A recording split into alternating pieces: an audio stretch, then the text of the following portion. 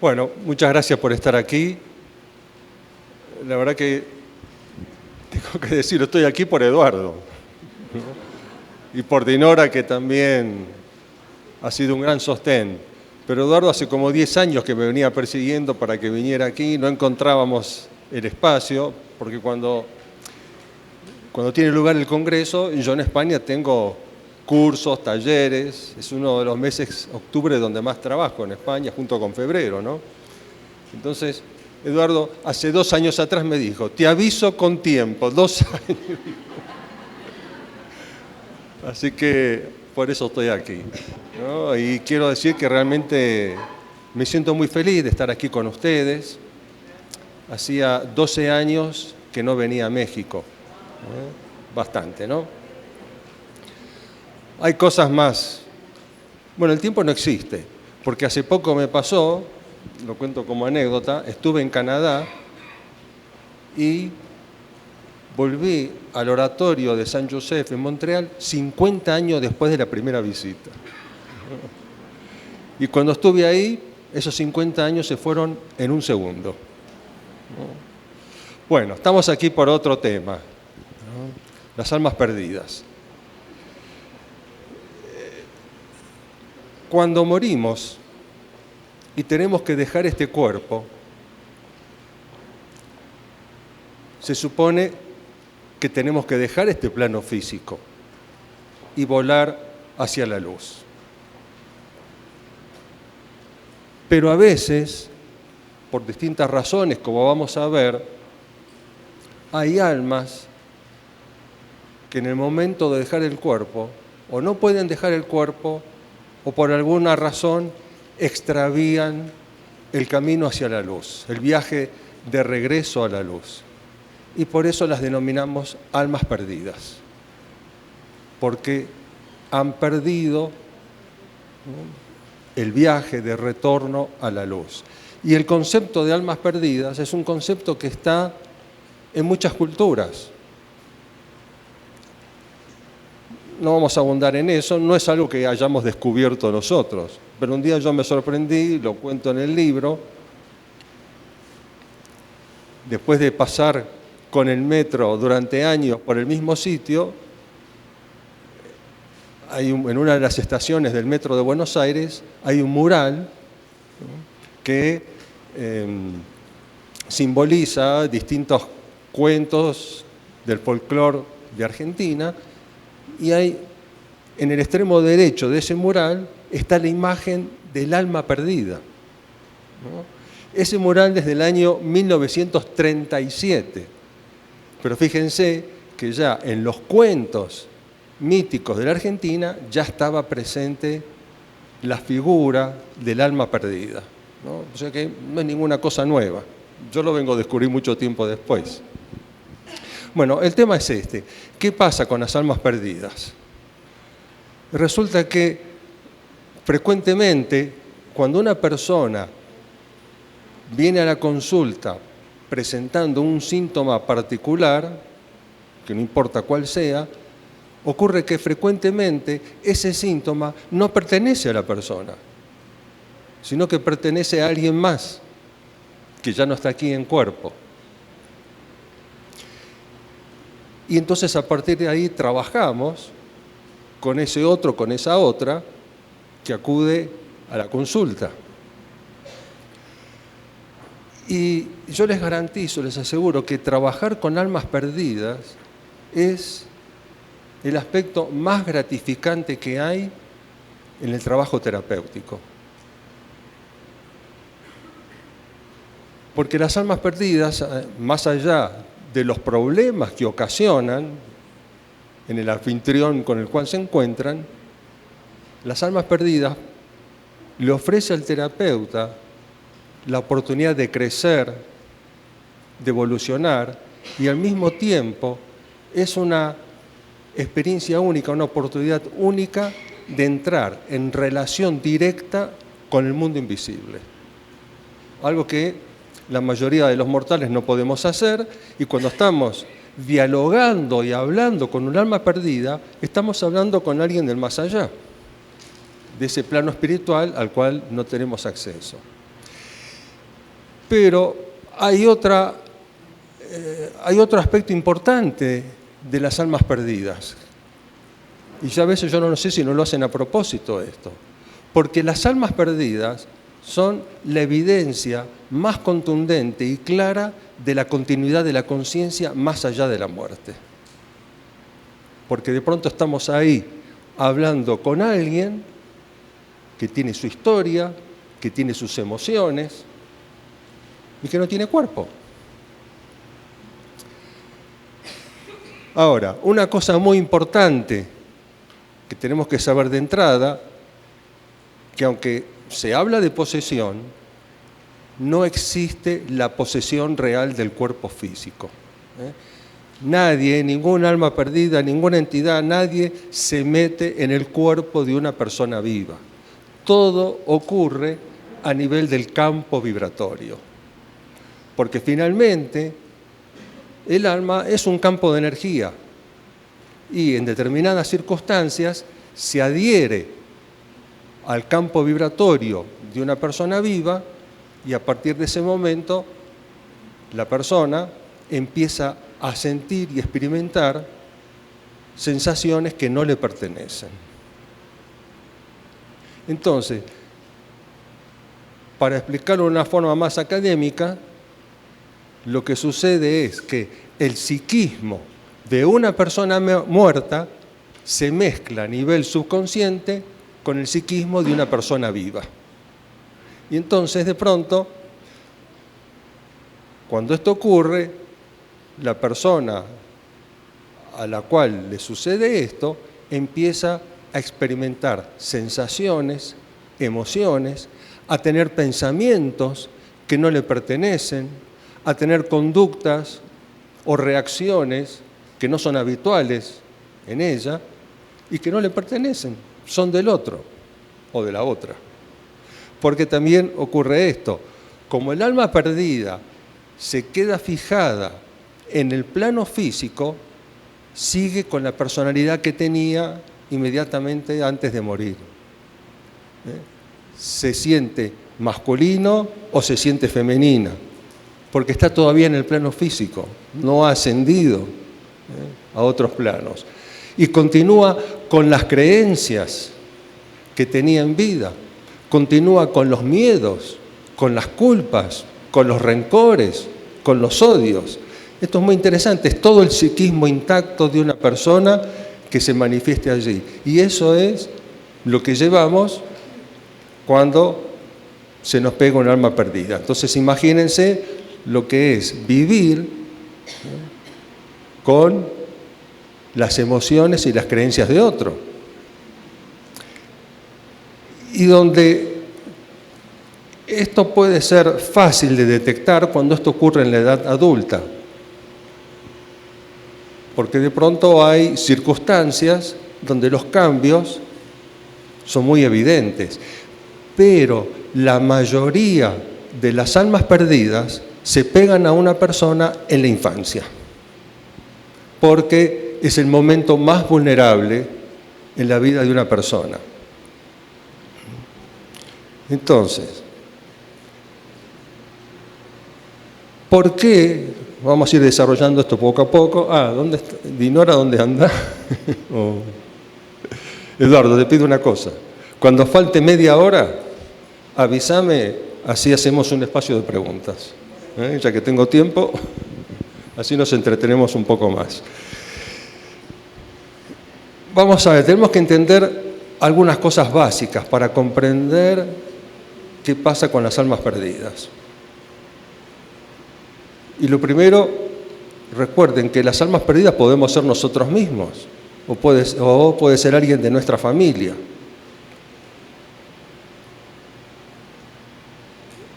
Además de entender que nadie se mete en el cuerpo de otro, lo siguiente que tenemos que saber es que no existen los demonios.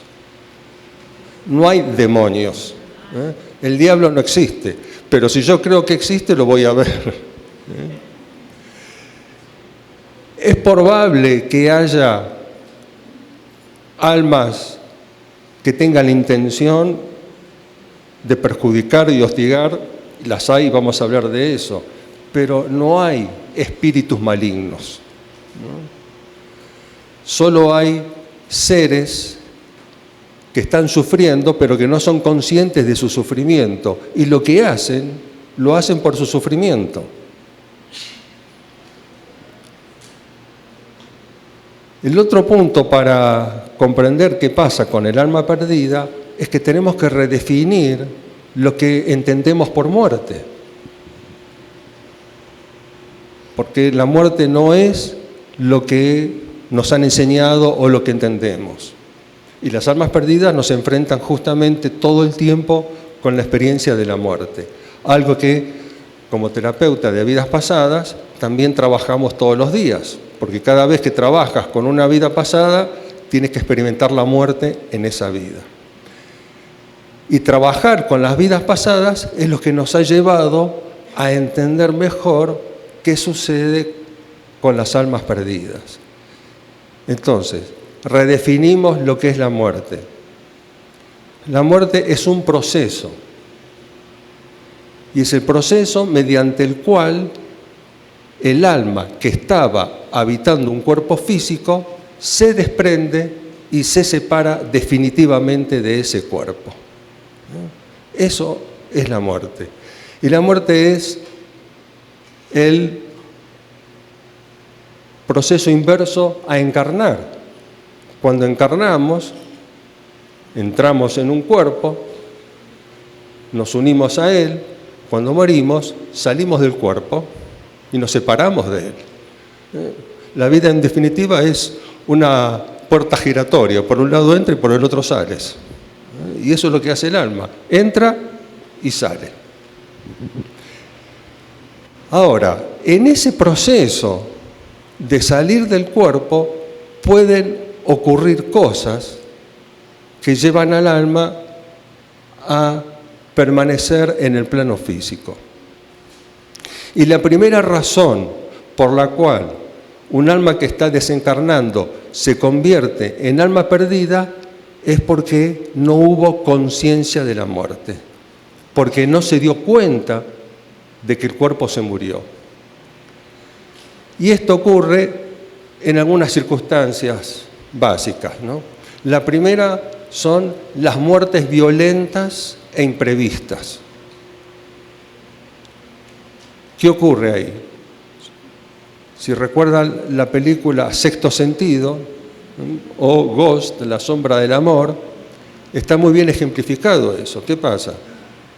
Te pegan un tiro y un momento estás caminando dentro de tu cuerpo y medio paso después o un milisegundo después estás fuera del cuerpo y no entiendes lo que está sucediendo. Porque en cuanto sales del cuerpo físico, tu aspecto es igual que el cuerpo físico, es lo que llamamos el doble. Y el alma en ese momento entra en un estado de confusión y no entiende lo que está sucediendo. ¿Cómo? Yo estoy aquí y ahí tirado hay un doble, ¿no? Y entonces el alma también experimenta pánico, sorpresa, desconcierto, no entiende lo que está sucediendo y puede permanecer en ese estado 50 años, porque para el alma el tiempo no existe. Lo que para nosotros son 50 años, a lo mejor para el alma es un segundo. Eso es parte de lo que hablábamos ayer con el concepto del atrapamiento. Las que estuvieron ayer, ¿no es cierto?, lo recordarán. Para el alma el tiempo no existe, entonces el alma todavía, a lo mejor esto pasó hace 50 años y el alma todavía se está preguntando qué pasó.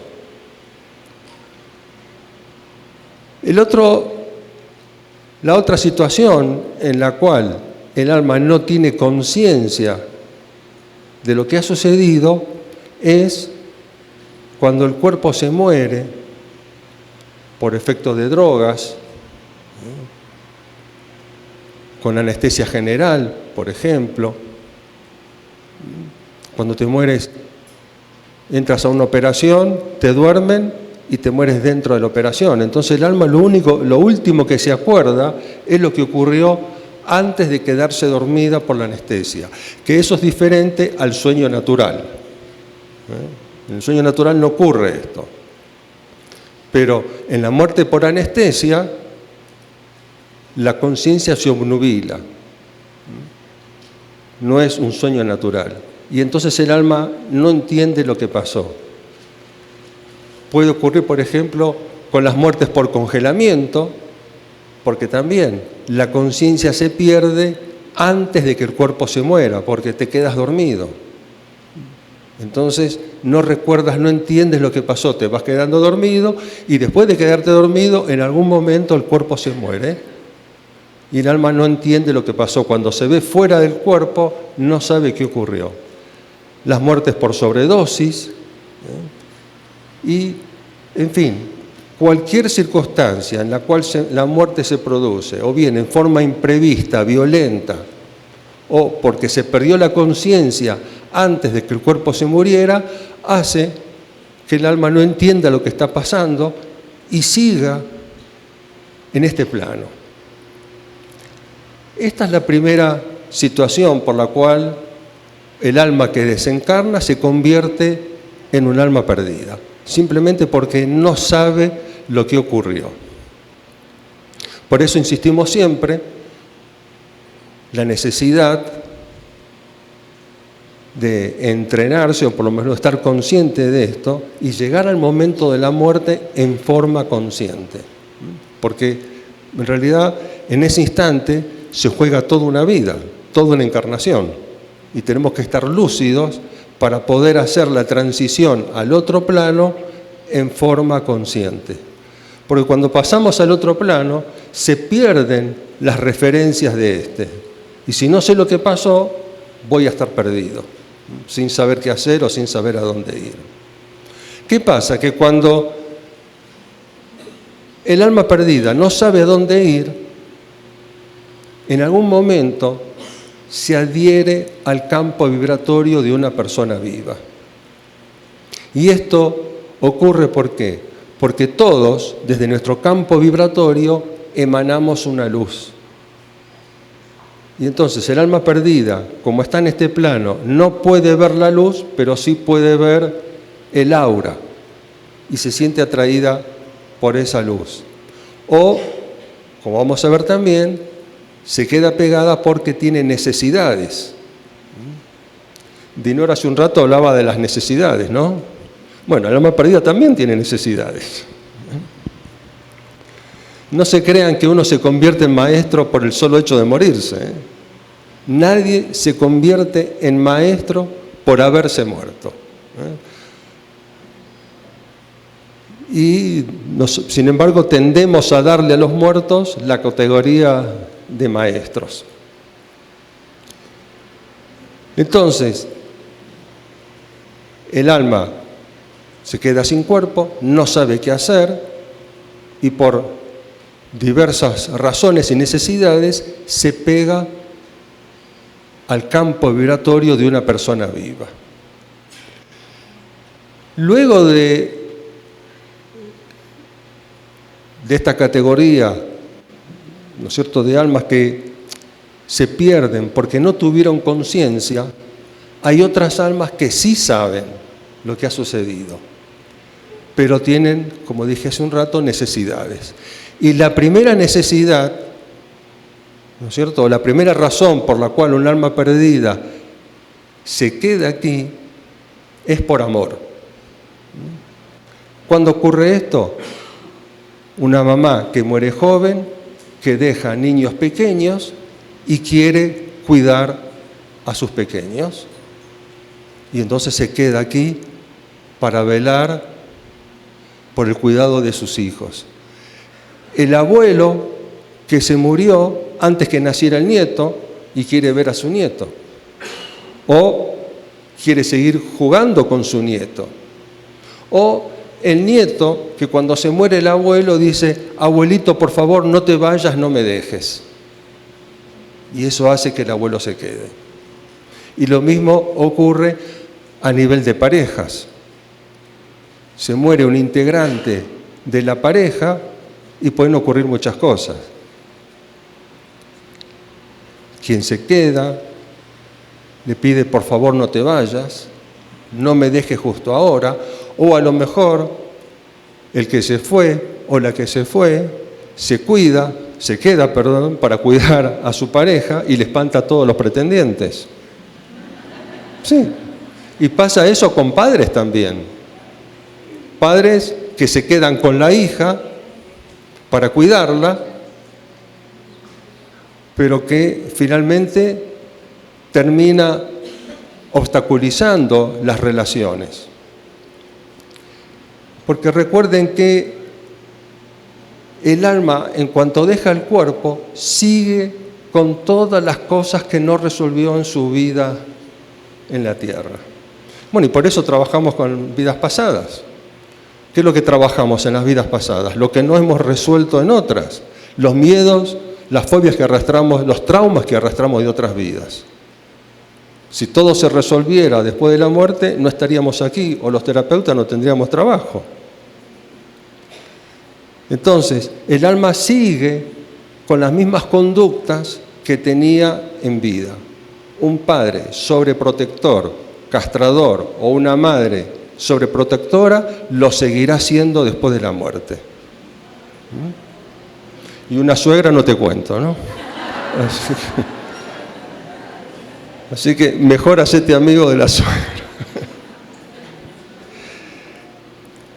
Entonces, por amor, por apego, el alma se queda aquí, en el plano físico. Otra razón es por apego a las cosas materiales. Te mueres, dejas una herencia, dejas mucho dinero y estás preocupado qué van a hacer con lo que dejaste. O ves cómo tus hijos discuten y se pelean por la herencia y eso no te permite ir a la luz, porque estás preocupado por esto. O, como alguna vez algunos lo dicen, dejas un negocio y consideras que todos los que trabajan en la tienda, en la oficina, son unos tontos. Entonces, no, si yo no estoy, no hacen lo que tienen que hacer y te quedas ahí. Y hay muchos motivos. Cada alma va a tener su necesidad. A veces por algo en particular, a veces porque necesita decir algo, a veces porque necesita pedir perdón, a veces porque sintió culpa porque no se ocupó de los hijos en vida y ahora quiere ocuparse de ellos, sin darse cuenta de que comienza a interferir en su vida. Y otra razón para quedarse es por rencor, por odio o por venganza. A lo mejor tenías un socio, tu socio te traicionó, se quedó con tu empresa, te mueres y ahora te pones a perseguir al socio, haciéndole la vida imposible, ¿no es cierto?, para vengarte. No se rían porque esto ocurre, ¿eh? Sí, da risa, ¿no? Pero imagínate tener ahí un ex socio, ¿no?, detrás de ti, ¿no? Entonces, lo que quiero transmitirles con esto es que el alma perdida tiene razones muy poderosas para quedarse aquí cuando es consciente de su situación. Hay un grupo de almas perdidas, como les dije antes, que no saben lo que ocurrió. Y es por esa razón que se quedan aquí, porque no están conscientes, no son conscientes de que su cuerpo se murió. Pero hay otro grupo que sí saben lo que ha sucedido, pero tienen razones muy fuertes que las anclan al plano físico y las obligan a quedarse aquí, hasta que resuelven eso. Y eso puede pasar años, siglos de nuestro tiempo físico. Ahora, ¿qué pasa entonces? Que cuando un alma perdida, con el solo hecho de aproximarse a una persona sin necesidad todavía de adherirse al campo vibratorio, una de las primeras acciones es que chupa energía de la persona viva. Y esto lo hemos podido ver comprobar a través de la fotografía Kirlian, donde se ve, ¿no es cierto?, campos de energía que están fuera del campo vibratorio de la persona viva y que está absorbiendo energía. Y eso provoca clínicamente una de las cosas más frecuentes, que es debilidad, cansancio, falta de energía vital, ¿no? ¿Por qué? Porque te la están chupando. Lo que conocemos como vampirismo existe en el plano energético. Entonces, esta es una de las primeras, de los primeros efectos que producen las almas perdidas. Cuando el alma perdida entra o se adhiere al campo vibratorio, ahí es cuando se agravan la situación. ¿Por qué? Ya lo dije antes, el psiquismo del alma perdida se mete o se mezcla a nivel subconsciente con el psiquismo de la persona viva. Y esto es igual a cuando entra un virus en la computadora, que te arma un lío ahí, te arma un cortocircuito. Bueno, de alguna manera es eso. Ustedes imagínense un campo de energía donde entra una energía extraña y esa energía extraña que entra provoca alteraciones. Y estas alteraciones entonces se manifiestan clínicamente en forma de síntomas, que puede ser un miedo, una fobia que antes no había, o a lo mejor una adicción que antes no existía, cambios en el carácter, pensamientos obsesivos, reacciones que no se condicen con la personalidad de la persona, angustia, tristeza, llanto, que en realidad son las emociones del alma perdida. Recuerdo ahora una situación interesante y risueña en uno de los terapeutas en España, que yo me entero de esto meses después, ¿no?, de lo que sucedió. En una de las prácticas apareció un alma perdida que era un alcohólico, ¿no?, pero de otra vida, ¿no? Y eso lo impulsaba a beber. Se fue el alma perdida y dejó de beber. Hace meses que no prueba una gota de alcohol. Pero no solamente eso, sino que el alma perdida, al irse, le dejó un mensaje: no tomes vino. Bueno, y él lo está haciendo. Ahora, hay distintos efectos que pueden provocar las almas perdidas. Para resumirlos, lo podemos describir en 3 efectos diferentes.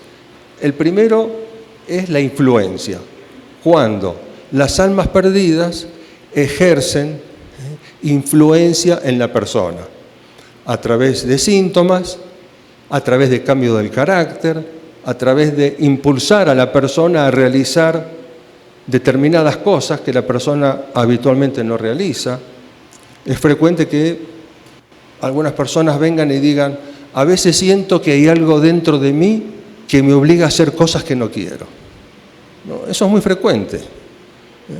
La persona todavía no sabe lo que está sucediendo, pero ya lo intuye. El segundo grado son los fenómenos de obsesión. ¿Qué es la obsesión? La obsesión es ya el accionar intencional de un alma perdida para perjudicar, hostigar a una persona viva. Generalmente, la mayoría de las almas, cuando se adhieren a una persona, inicialmente no tiene la intención de perjudicar a esa persona. El alma perdida de alguna manera está buscando refugio. No sabe dónde ir, no sabe qué hacer, o siente que tiene una tarea que realizar con esa persona. No hay maldad en eso. Lo que pasa es que por el solo hecho de estar ya perjudica a la persona.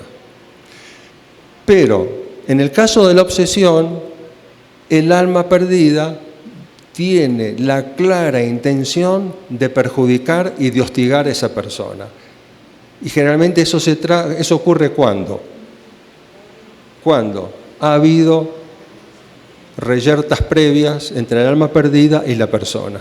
Cuando ha habido enemistad entre estos dos seres, y a veces esto puede ser de esta vida o venir de otra vida.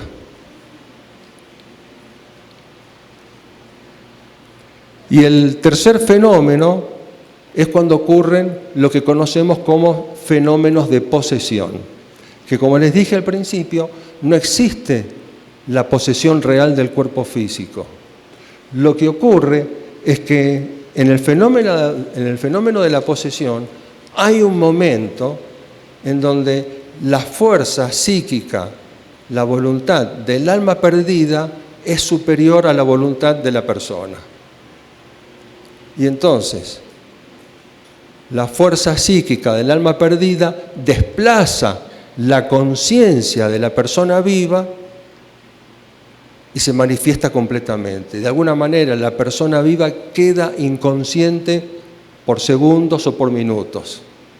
Y entonces ahí el alma perdida hace lo que hace. Y eso parece que fuese una posesión, porque aparece otra persona. Incluso puede llegar a matar. Y después el que carga es la persona. Y fíjese que es interesante porque son estados de inconsciencia en el cual la persona puede llegar a cometer un homicidio. Y eso está contemplado en los códigos penales en todo el mundo, que es el estado de exaltación emocional. Cuando la persona ¿no es cierto?, no puede ser culpada, no me sale la palabra ahora, inimputable. Eso. La persona es inimputable de sus actos. A veces es fraguado, pero a veces es real. Cuando se manifiesta el alma perdida en el fenómeno de posesión, la persona viva pierde la conciencia, no es consciente de sus actos. Afortunadamente esto no puede durar mucho, porque el alma perdida tiene que gastar mucha energía para hacer eso. Pero yo he visto algunas cosas de estas en la consulta, cuando desaparece completamente la conciencia de la persona y aparece otro ser allí. Entonces, básicamente estos son los tres fenómenos que pueden provocar las almas perdidas. Ahora,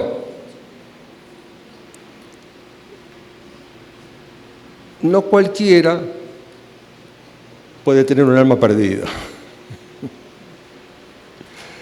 Se requieren algunas cosas básicas para esto.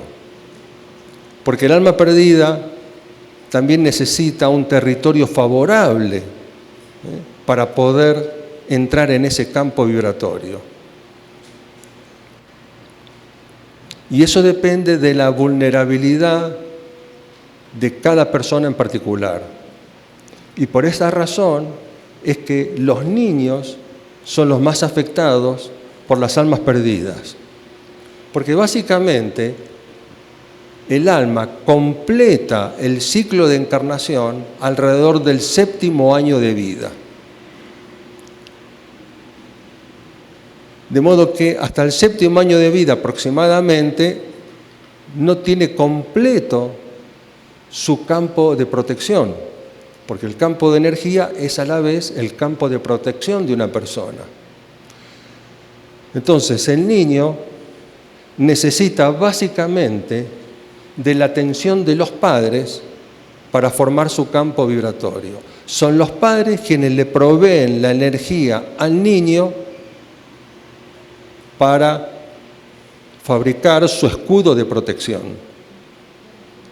Por eso, cuando tienes niños y estás con ellos y les prestas atención, al final del día quedas hecho un trapo de piso, ¿no? porque te absorben toda la energía. ¿Cómo hace un niño para obtener energía? Es muy sencillo. Mira mamá, mami, papi, mira lo que hago, mírame, mírame, mírame. ¿No? Mi hija pequeña, por ejemplo, Martina, ¿qué hace? A veces estamos hablando mi esposa y yo, y ella quiere decir algo, y le toma la cara a mi esposa con las dos manos y se la pone así, se la cambia para que la mire, ¿no? La obliga a mirarla a los ojos y a prestarle atención. Con eso estás tomando energía, estás absorbiendo energía. Entonces, de esa manera, los niños es como forman su campo energético de protección. Ahora, ¿qué pasa? Si los niños, si los padres no le prestan atención a los niños, si el niño pasa mucho tiempo solo, si el niño es maltratado, si el niño pasa por circunstancias traumáticas, empieza a perder energía. Y es allí cuando las almas perdidas pueden apropiarse del campo vibratorio del niño. ¿Qué pasa? Que cuando un alma perdida se pega a un niño a edad temprana, empiezas a desarrollarte con una forma de ser que crees que es la tuya, porque no te das cuenta que eso ha sucedido. Y te desarrollas con conductas, miedos, síntomas, reacciones que parecen que son las propias, y claro, te desarrollas así, cuando llegas a la edad adulta crees que ese eres tú, y resulta que hay otro ahí que está provocando todo eso. Pero como empezó en la infancia, creíste que eso eras tú. Los niños son, como les dije antes, entonces, son los más vulnerables al accionar de las almas perdidas. Y hay costumbres que no son buenas, como por ejemplo, llevar los niños al cementerio o llevar los niños de visita a los hospitales. Porque tanto los cementerios como los hospitales son depósitos de cientos y miles de almas que no saben dónde están, que no saben qué ha pasado, que están sufriendo y que no saben qué hacer. Y cuando aparece un niño, me voy con este o con esta, no siento que voy a tener mucho tiempo para vivir aquí, ¿no? Entonces, si no queda más remedio de llevar a un niño a un hospital, a visitar a la abuela o al papá o a la mamá, tengo que hacer algo para protegerlo antes de entrar al hospital. Luego, hay otras razones que nos hacen, otros hechos, mejor dicho, que nos vuelven vulnerables, que son los traumas. Traumas en cualquier momento de la vida. Operaciones con anestesia general, porque durante la anestesia general, inevitablemente, el alma se desprende del cuerpo físico. Y como se desprende del cuerpo físico, deja el cuerpo vulnerable al accionar de las almas perdidas, porque ahora ha desaparecido el campo de energía. Entonces, ¿qué pasa? A veces el alma durante la operación permanece cerca del cuerpo, en el quirófano, y a veces se va y no vuelve, porque está mejor en la dimensión espiritual. No quiere decir que se vaya toda, se va una parte, pero cuando se va esa parte, ese fragmento, el cuerpo queda desprotegido, porque ahora el campo vibratorio ha disminuido, se ha debilitado. Hay un paciente que en una regresión revivió, un muchacho que tenía 35, 40 años en el momento de hacer el trabajo, revive una operación de apendicitis cuando tenía 7 años. Entonces, bueno, está reviviendo, me está relatando la operación y de pronto me dice, José Luis, yo me morí en esa operación. Digo, ¿cómo que te moriste? Si estás acá no te moriste, ¿no? ¿Cómo es eso que te moriste? Sí, me morí porque yo estoy acá arriba jugando con los angelitos y los médicos no se dan cuenta, ¿no? ¿Y qué estás haciendo ahí con los angelitos, no? Y estoy jugando y no quiero volver. Dice, no quiero volver porque tengo una mamá enferma que no me puede cuidar. Fíjense, ¿no? Y entonces, bueno, en el trabajo le pido que vuelva a su cuerpo físico y cuando se acerca a su cuerpo físico, ¡oh, sorpresa! Se había metido un viejo que se había muerto en el quirófano de al lado. Por supuesto, le explicamos a este señor lo que había pasado y una vez que entendió, se fue a la luz. Entonces, estas son las cosas que ocurren en los hospitales. Ustedes piensen que los hospitales, o cuando te internas, te acuestas en la cama donde se murió otro, y donde se murió otro, y donde se murió otro, ¿no? Y no sabes qué pasó ahí. Los hospitales están llenos de almas perdidas que todavía no saben qué pasó y que están desesperadamente buscando una luz o una ayuda. De modo entonces, esta es otra de las razones. Los traumas, como les decía antes, accidentes, sobredosis. Hay un sinfín de situaciones que en la vida adulta provocan debilitamiento del campo energético y eso favorece la entrada de almas perdidas.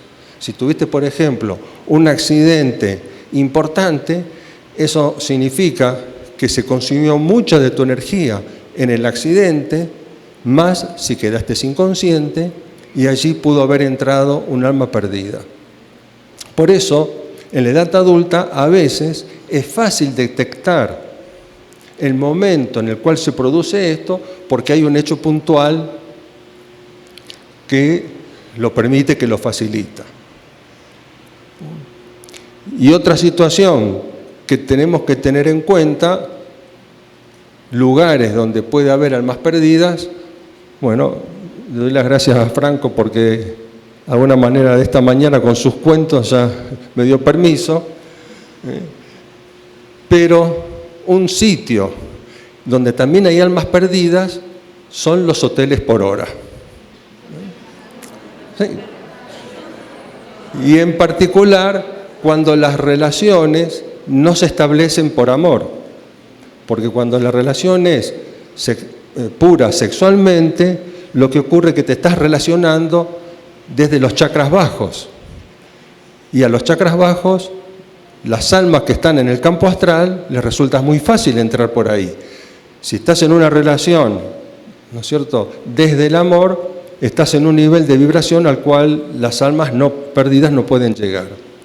Por eso, lo más seguro es que te vayas a la playa o al bosque. Más barato también, ¿no? ¿Cómo? Ah, también. ¿Hoteles de alta? Rotación. De alta rotación, eso. Son pequeños detalles, pero esto ocurre así, Porque, ¿qué pasa? Las almas perdidas estimulan los vicios. ¿Por qué? Porque cuando uno tiene vicios, esos vicios llegan, se volatilizan y llegan al campo vibratorio. Entonces, si fumas mucho, otro te está fumando a ti, ¿no? Si tomas mucho, hay otro que está tomando contigo. Si tienes sexo compulsivo, hay otro que está teniendo sexo contigo también. ¿Qué pasa? Que el alma perdida se pega o se adhiere al campo vibratorio y a través del campo vibratorio le llegan las emanaciones del cigarrillo, del tabaco, del alcohol, de la droga y de todas aquellas cosas que consumimos. Entonces, bueno, y otra cosa más que tiene que ver que nos hace vulnerables es la profesión. ¿Dónde trabajamos? ¿Qué hacemos? Todos los que hemos trabajado o trabajan en un hospital, en un manicomio, en un psiquiátrico, en un geriátrico o en una cárcel, estamos expuestos al accionar de almas perdidas. En particular, los profesionales de la salud. ¿Por qué? Los profesionales de la salud emanan un brillo particular en su aura. Y eso es lo que atrae a las almas perdidas.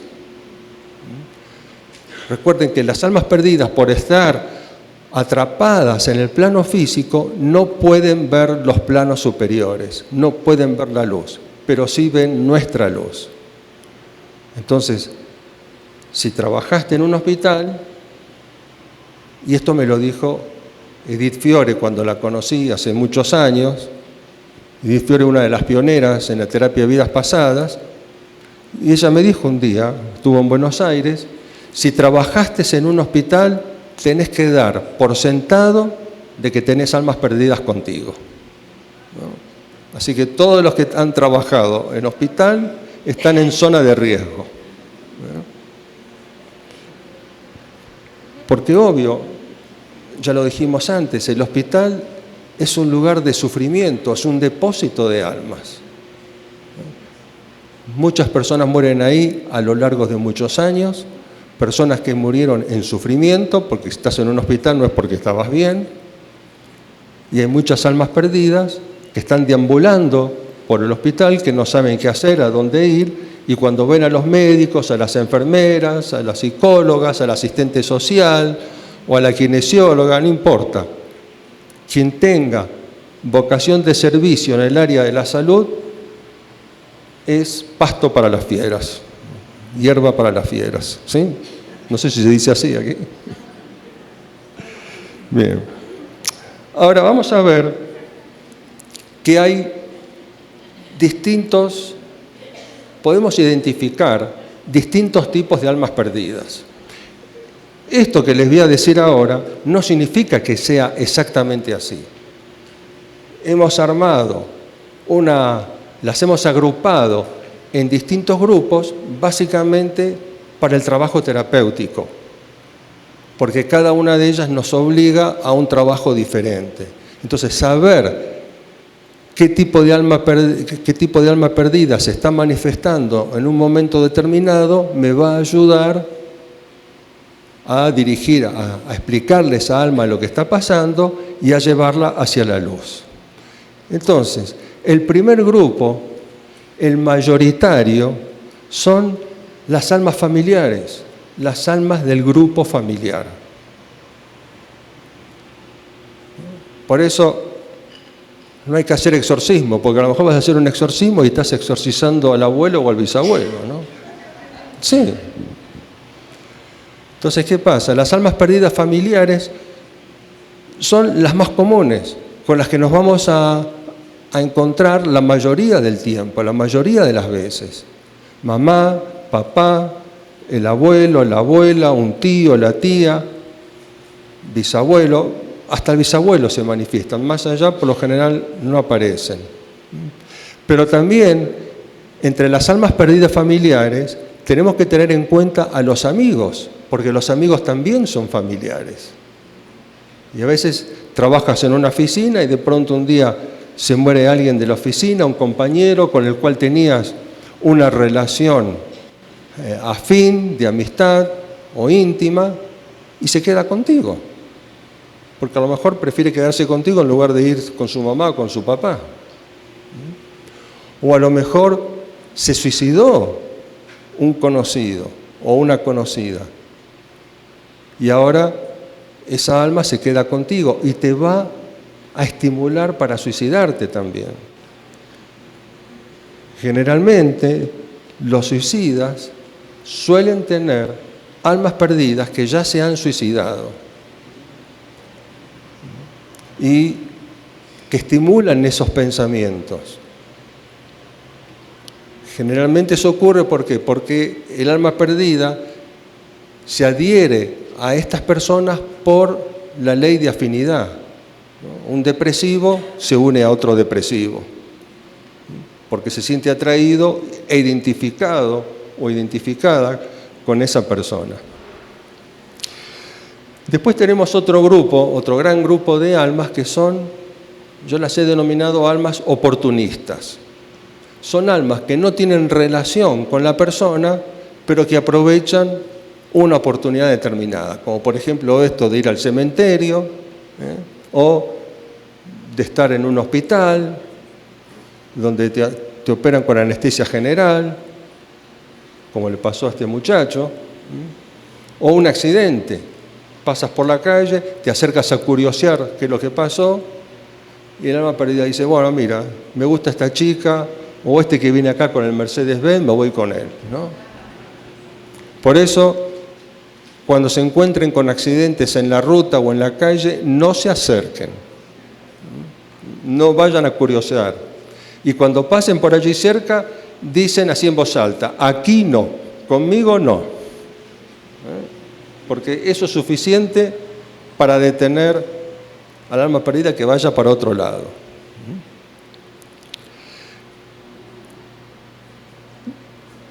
Este grupo de almas, las almas perdidas familiares y las oportunistas, como les dije antes, no tienen intención de molestar. Lo que pasa es que perjudican por el solo hecho de estar ahí, porque te hace un cortocircuito en el campo vibratorio y porque se mezclan sus pensamientos con los tuyos. Pero hay otro grupo de almas que sí son hostigadores, que son lo que llamamos obsesores. Y los llamamos obsesores porque justamente provocan una obsesión. Y de estos obsesores hay varios tipos. El más común también dentro de estos son los obsesores kármicos, que como su nombre lo indica, tienen un karma con la persona. Estos obsesores, ¿qué buscan? Buscan vengarse básicamente. Y cuando se acercan a una persona viva, lo hacen con la intención definida de hostigar y perjudicar a esa persona. Y generalmente esto ya viene de antes de nacer, aunque puede ser de esta vida. ¿Qué pasa entonces?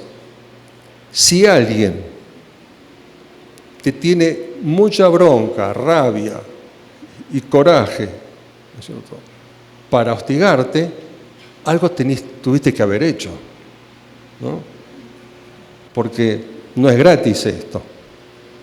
Entonces, generalmente lo que ocurre en estos casos de obsesores kármicos, esto ocurre porque la persona que está siendo afectada en una vida anterior o en una vida pasada, ella fue quien ofendió al obsesor, quien lo maltrató, quien lo castigó o quien lo mató. Entonces, el obsesor viene a cobrarse la cuenta. Busca una satisfacción, necesita vengarse o perjudicar a la persona por el mal que le ocasionó. Y esto, con todo lo grave que parece y que puede ser para una persona, porque te puede obstaculizar la vida, también es bastante sencillo de resolver. Porque cuando vamos a hacer el trabajo terapéutico, cuando aparece el obsesor, lo primero de todo, ¿no es cierto?, que tengo que averiguar es cuál es la razón para estar aquí. Y el obsesor te allana el camino, porque te dice, no, lo que pasa es que fulano me mató en una vida pasada, porque me mató, porque me cortó la cabeza, porque me robó mi mujer, porque me robó mi castillo, lo que sea, porque me esclavizó. Entonces, nos está dando la pista. A continuación, el trabajo en este caso es de la persona. La persona tiene que ir a esa experiencia de esa vida, reconocer el daño causado, la ofensa provocada y pedirle perdón al obsesor. Porque el obsesor, en definitiva, lo que está buscando es eso. Estos son los casos que a veces se confunden con demonios o que se quieren exorcizar o que se dicen que son espíritus malignos. No lo son, tienen una razón para estar ahí. Y que se resuelve fácilmente cuando la persona asume su responsabilidad y pide perdón. En general, la mayoría de los casos, entonces el obsesor ahí acepta y se va a la luz y la persona se libera de esto.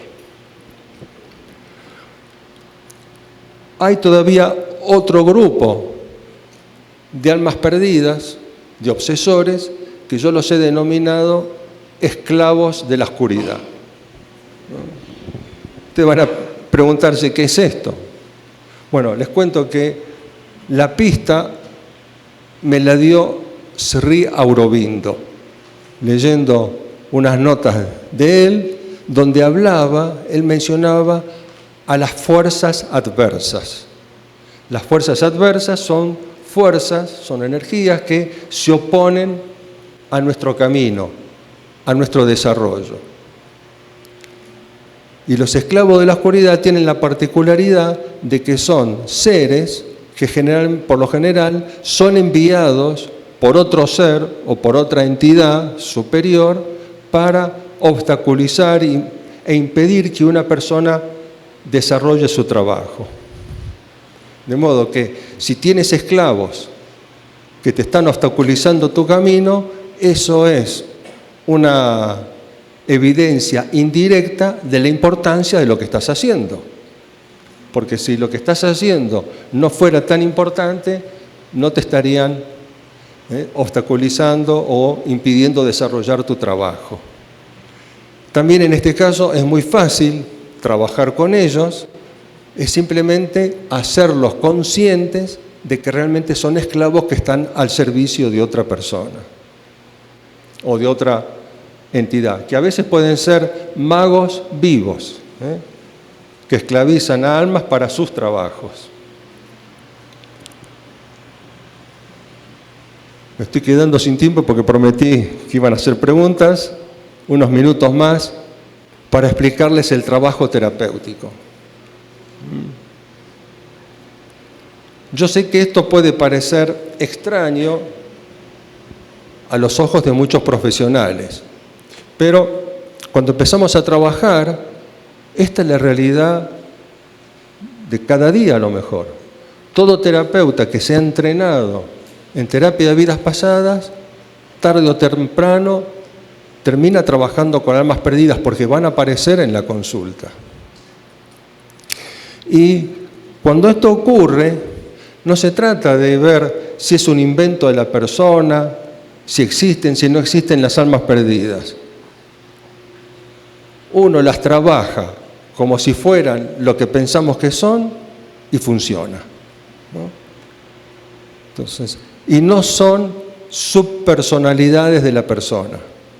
Cuando se manifiestan las almas perdidas, es otra conciencia la que aparece allí. Habla de una forma diferente, se expresa con un léxico diferente, un tono de voz diferente. No tiene nada que ver con la persona que está ahí con nosotros. Entonces, el trabajo básicamente consiste, lo primero de todo, en aceptar de que esto es un hecho natural y del cual todos somos susceptibles de padecerlo. Y que esto se puede presentar en la consulta. Y cuando se presenta en la consulta, es muy sencillo. Lo más difícil a lo mejor es convencer a la persona, al consultante, de que permita que se manifieste el alma perdida. Por eso, básicamente, lo que le decimos es una consigna muy sencilla, ¿no? Yo voy a contar hasta 3 y al contar hasta 3 le prestarás tu voz y tus cuerdas vocales a este ser para que pueda manifestarse y dialogar conmigo libremente. Se trata de eso, de que la persona que está consultando permanezca en forma pasiva, sin interferir y permita que el alma perdida se pueda manifestar libremente. Y entonces, ¿qué tenemos que hacer, terapeuta de alma perdida? Hay que establecer un diálogo, una charla de café. Así la denomino yo, ¿no? Como si charlaras con un amigo, porque muchos de estos seres, la mayoría, ya saben que cuando llega el momento de hablar se tienen que ir, pero no se quieren ir todavía, o no lo van a poner tan fácil. Frecuentemente lo primero que dicen, vos me querés echar, me querés sacar de aquí, ¿no? Digo, no, tranquilo, yo no tengo poder para hacer eso, pero voy a escuchar tu historia. Cuando el alma perdida, cuando una persona siente que se intensifican los síntomas del alma que provoca el alma perdida, no es porque el alma perdida quiere causarle daño. Lo que pasa es que esa es la forma de llamar la atención. Si no, ¿cómo vas a consultar al terapeuta? ¿No? Si no sientes angustia, si no tienes tristeza que no tenías hasta ahora, ¿cómo vas a ir al terapeuta? El alma perdida provoca eso a propósito cuando siente que ha llegado, cuando está preparada para partir. Pero claro, no te lo va a reconocer de entrada, porque tiene su orgullo, ¿no es cierto? Y no va a dar el brazo a torcer tan fácilmente. Necesita contar su historia. Entonces, básicamente el trabajo es este: lograr que la persona viva, el consultante, permita que se manifieste el alma perdida, porque algunos no quieren saber nada con eso, ¿no? Segundo, dialogar con el alma perdida, escuchar cuáles son sus necesidades y ayudarla a entender el proceso. Básicamente porque muchas veces no se dieron cuenta de que el cuerpo se murió. Entonces tenemos que ayudarlos o ayudarlas a recordar ese momento, el momento en el cuerpo se muere, descubrir qué le pasó a su cuerpo físico. Y cuando entienden eso, a partir de allí ya es muy fácil que se vayan a la luz. A veces pueden ocurrir algunas jugarretas, ¿no? Porque un recurso que yo empleo a veces es pedirle al alma perdida justamente que vaya al momento que está todavía en el cuerpo y vea qué pasa con el cuerpo. Y cuando el cuerpo se muere, le pido que se fije que la venían a buscar, porque siempre te vienen a buscar, que había ahí una luz o alguien. Y un día, un abuelo, creo que era, que estaba allí con una médica, fue muy gracioso, porque este abuelo era de la religión judía. Recuerde que cuando el alma muere, se queda con las creencias que tenía en su última experiencia en la tierra. Sigue con esas creencias. Entonces, este señor en vida había sido judío. Y cuando finalmente reexperimenta y toma conciencia de que su cuerpo se murió, le digo, bueno, pero fíjate que ahí te venían a buscar. Sí, yo vi que había alguien, pero como tenía una cruz, pensé que no era para mí. Las jugarretas que nos provocan de arriba, ¿eh? Acá nos pasamos toda una vida con una creencia y viene después, ¡pum!, te muestran lo otro, ¿no? Entonces, este es un recurso muy bueno, ¿no? Cuando el alma perdida no ha tenido conciencia de que el cuerpo se murió, ayudarle a recordar ese instante. Luego están las otras que tienen necesidades, ¿no? Y ahí tenemos que dialogar con ellas para ver cuál es la razón por la cual sigue aquí en este plano, pegada a fulano o a fulana. Y ahí van a haber miles de excusas y de argumentos, ¿no? Como decir, no, porque es muy chiquita y yo la tengo que acompañar y la tengo que cuidar, no, porque tengo que ayudarla a hacer esto, y resulta que la nena ya tiene 50 años, ¿no? Pero claro, el alma perdida no se da cuenta de eso, porque sigue en el momento en que ocurrió. Entonces, ahí a veces tenemos que hacer una transacción, negociar, ¿no? Hasta que llega el punto en que el alma perdida entiende que tiene que irse a la luz. Lo más importante de todo, entonces, en este trabajo, es que no importa lo que haya hecho el alma perdida, entender que es un alma que ha sufrido y que está sufriendo. Es como todos nosotros. Imagínense que mañana nos morimos y nos convertimos en almas perdidas. ¿Cómo quisiéramos que nos trataran? ¿No? De esa manera es como tengo que enfocar el trabajo. El trabajo con almas perdidas nos lleva a desarrollar al máximo la piedad y la compasión. Porque tengo que entender que son seres que están sufriendo. Y tengo que desarrollar eso en mí. Porque si no puedo desarrollar eso en mí, el alma perdida lo va a reconocer. Recuerden que nosotros, para las almas perdidas, estamos desnudos. porque conocen todas nuestras intenciones y saben el nivel que tenemos. Es más, un alma perdida puede presentarse y decirte, tú no tienes autoridad para hacer esto, ¿no? O no tienes el nivel para hacer esto. Por eso tenemos que trabajar desde el amor y la compasión. Y yo les aseguro que aprendí a desarrollar estas cualidades trabajando con las almas perdidas, ¿no? Es un trabajo que llega a ser muy emocionante y, como les decía al principio, gratificante, porque una de las cosas más extraordinarias que ocurren en el trabajo es que a lo mejor has estado con el alma perdida tratando de convencerla, almas perdidas que a lo mejor de entrada se manifiestan muy agresivas, porque lo hacen a propósito para intimidar al terapeuta y que el terapeuta las deje tranquilas. Entonces de pronto a lo mejor se manifiestan de entrada y dice, tú no sabes con quién te metes, ¿no? Dice, ¿cómo te llamas? Lucifer, ¿te gusta? ¿No? O ten cuidado porque no sabes quién soy, qué es lo que te puedo hacer, en fin. Y a lo mejor después de un rato de hablar, de ceder, finalmente llega el instante que se van a la luz y te dan las gracias, ¿no? Y te dicen que Dios te bendiga, a lo mejor, ¿no?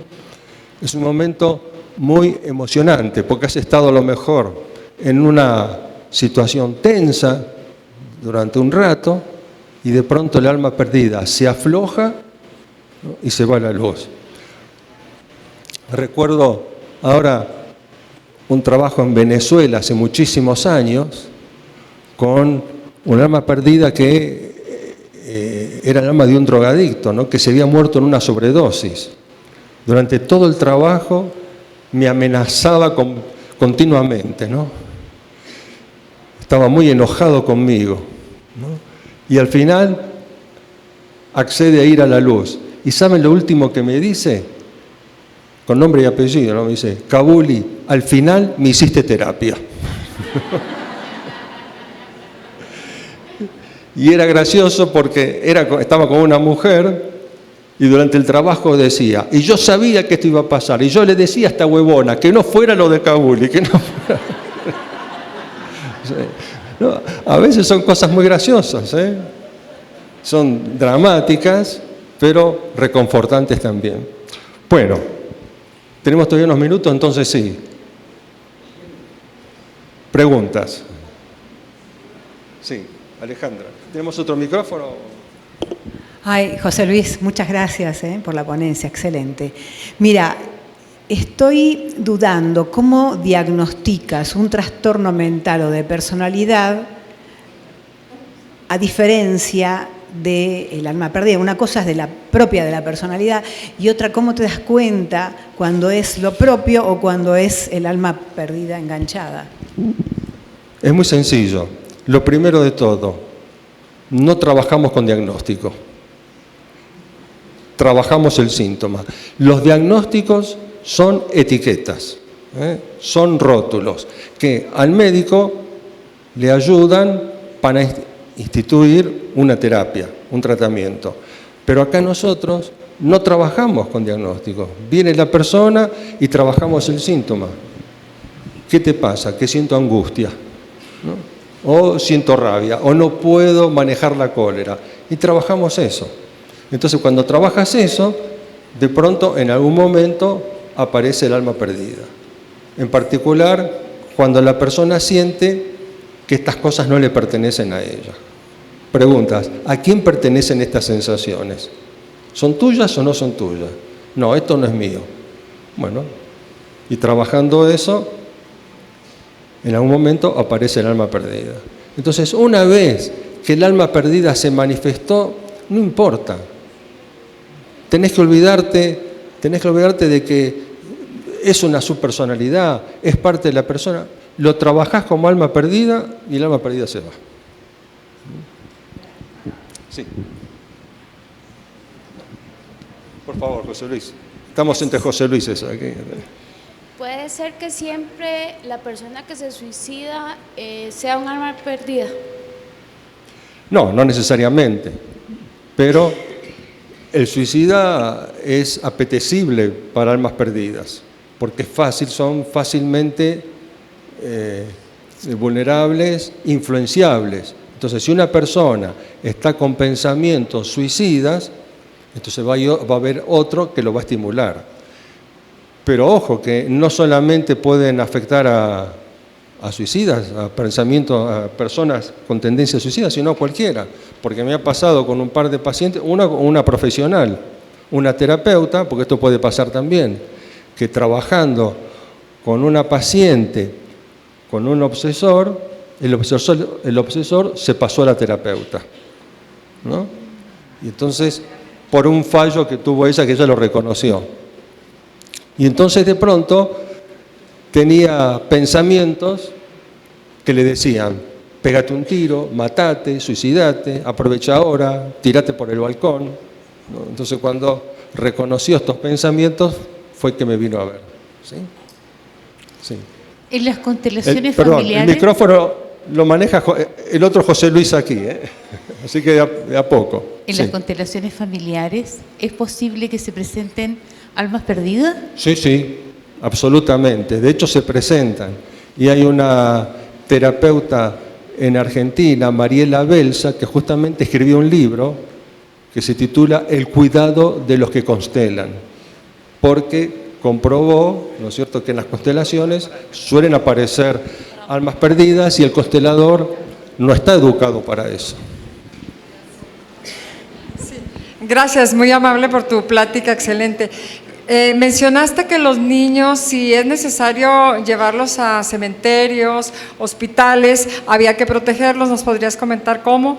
Y también cómo protegerse como personal de salud que trabaja en esta vulnerabilidad. Gracias. Bueno, tendríamos que hacer toda una clase para eso, pero básicamente lo que haces tú misma y con los niños es envolverte en una esfera de luz azul y dices...